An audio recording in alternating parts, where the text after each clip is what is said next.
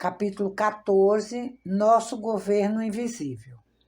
É bem sabido dos estudantes da filosofia Rosa Cruz que cada espécie de animal é dominada por um espírito-grupo que é o guardião e que cuida dela como um protetor com o objetivo de guiá-la pelo caminho da evolução naquilo que for mais conveniente para o desenvolvimento de cada espécie animal.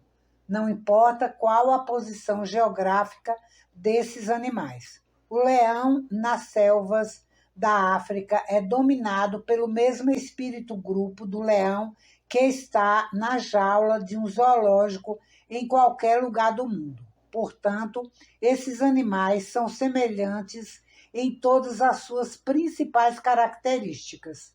Têm os mesmos gostos e as mesmas aversões com respeito à alimentação e agem de maneira quase idêntica sob circunstâncias similares. Se alguém quer estudar a espécie dos leões ou dos tigres, tudo o que é necessário é estudar um deles, pois esse não tem o poder de escolha nem de prerrogativa, mas age inteiramente de acordo com o que dita o espírito-grupo. O mineral não pode escolher se vai cristalizar ou não. A rosa é impelida a desabrochar. O leão é compelido a caçar e matar por comida. E em cada caso, a atividade é ditada completamente pelo espírito-grupo. Porém, o ser humano é diferente.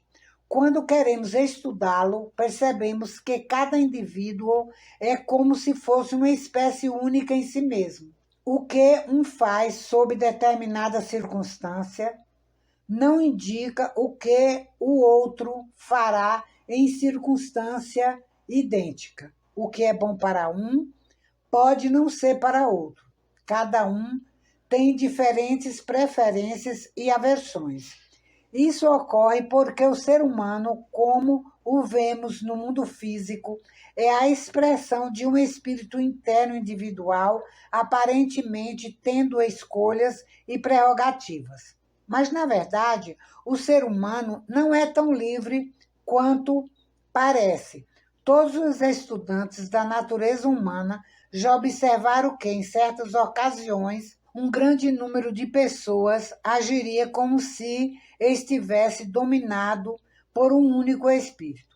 É fácil notar também, sem recorrer ao ocultismo, que as diferentes nações têm certas características físicas próprias. Todos nós conhecemos os tipos alemães, franceses, ingleses, italianos e espanhóis.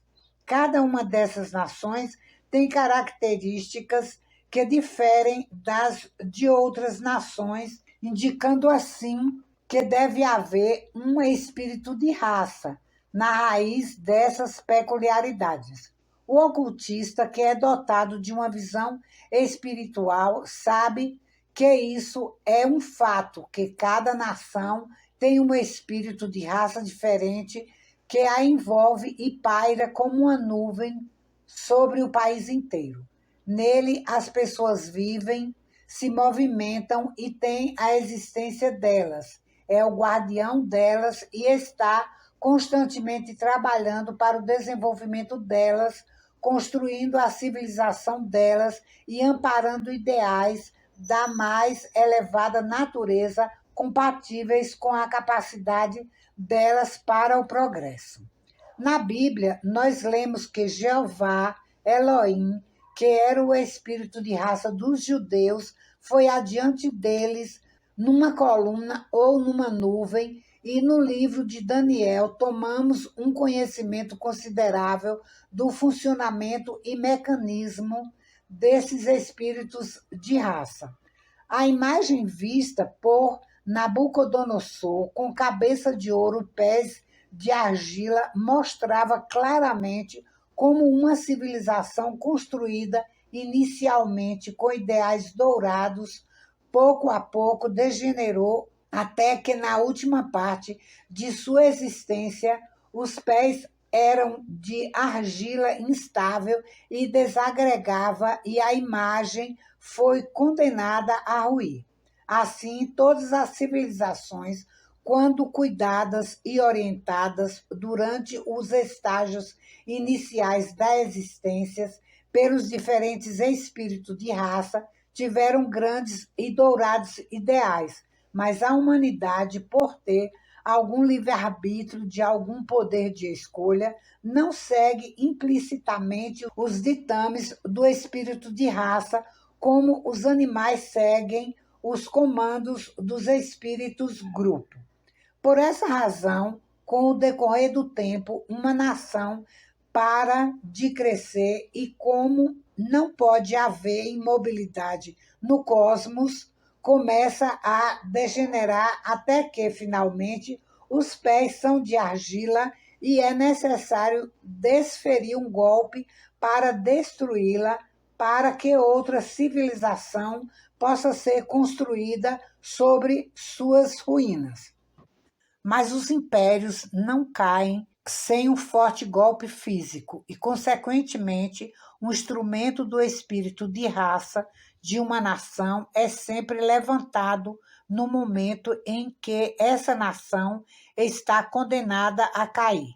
Nos capítulos 10 e 11 do livro de Daniel, temos uma explicação de uma visão do funcionamento e mecanismo dos governos invisíveis, dos espíritos de raça, os poderes por detrás do trono.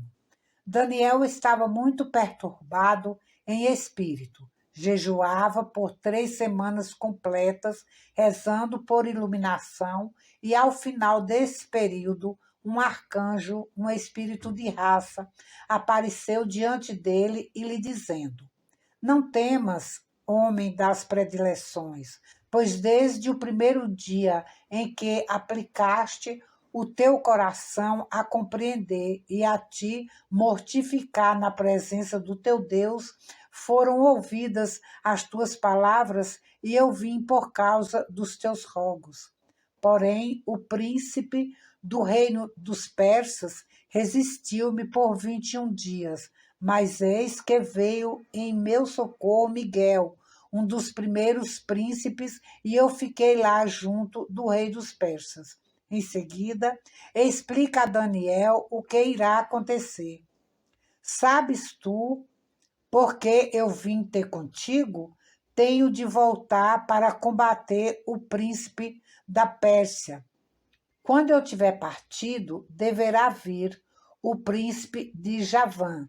Ninguém me presta auxílio para essas coisas senão Miguel, vosso príncipe. O arcanjo também disse, e eu, no primeiro ano de Dario, o medo me manteve firme para ajudá-lo e sustentá-lo. Assim, quando a sentença é dada, alguém se erguerá para gerir o golpe. Pode ser um Ciro, um Dario, um Alexandre, um César, um Napoleão ou um Kaiser.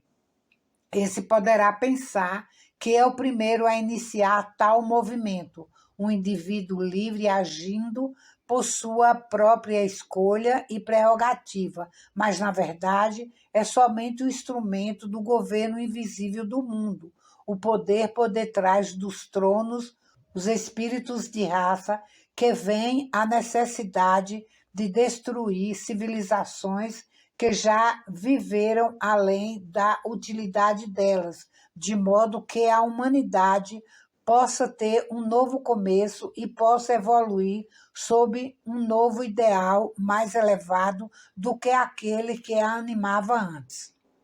O próprio Cristo, quando na terra, na sua primeira vinda, disse: vim não para trazer a paz, mas uma espada. Pois era evidente para ele que, enquanto a humanidade estivesse dividida em raças e nações, não poderia haver paz na terra e boa vontade entre os homens. Somente quando as nações se unirem numa fraternidade universal é que a paz será possível.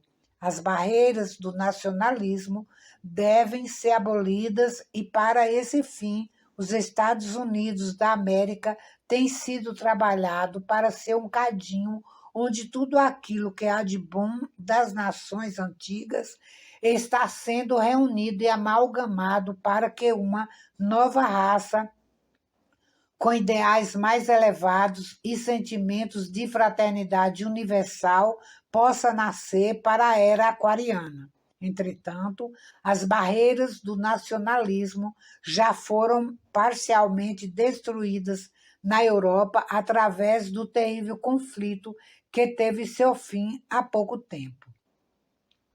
Isso faz aproximar o Dia da Amizade Universal e a realização da fraternidade entre os seres humanos. Há também outro objetivo a ser conquistado: de todos os terrores aos quais a humanidade está sujeita, não há nenhum pior que a morte, que nos separa daqueles que amamos, pois somos incapazes de vê-los depois que deixaram os seus corpos, mas tão certamente como ao dia se segue à noite, assim também todas as lágrimas vertidas destruirão a camada que agora seca os olhos do ser humano, ocultando-lhe a terra dos mortos que vivem. Já dissemos repetidas vezes e reafirmamos agora que uma das maiores bênçãos que advirá da guerra será a visão espiritual que se desenvolverá num grande número de pessoas. A intensa e profunda angústia, tristeza e arrependimento dos milhões de seres humanos, o anseio de rever os entes queridos que lhes foram arrebatados tão brusca e cruelmente, são uma força de inacreditável potência e poder. Da mesma maneira, aqueles que morreram prematuramente e se encontram agora nos mundos invisíveis estão igualmente desejosos de ver seus entes próximos e queridos para lhes transmitir palavras de conforto que possam convencê-los de seu bem-estar. Assim, podemos dizer que dois grandes exércitos compostos de milhões e milhões estão com enorme energia e intensidade abrindo um túnel com o propósito de ligar os mundos invisíveis ao mundo visível. Dia após dia, esse véu está ficando mais tênue e, mais cedo ou mais tarde, os vivos e os mortos que vivem se encontrarão no meio do túnel.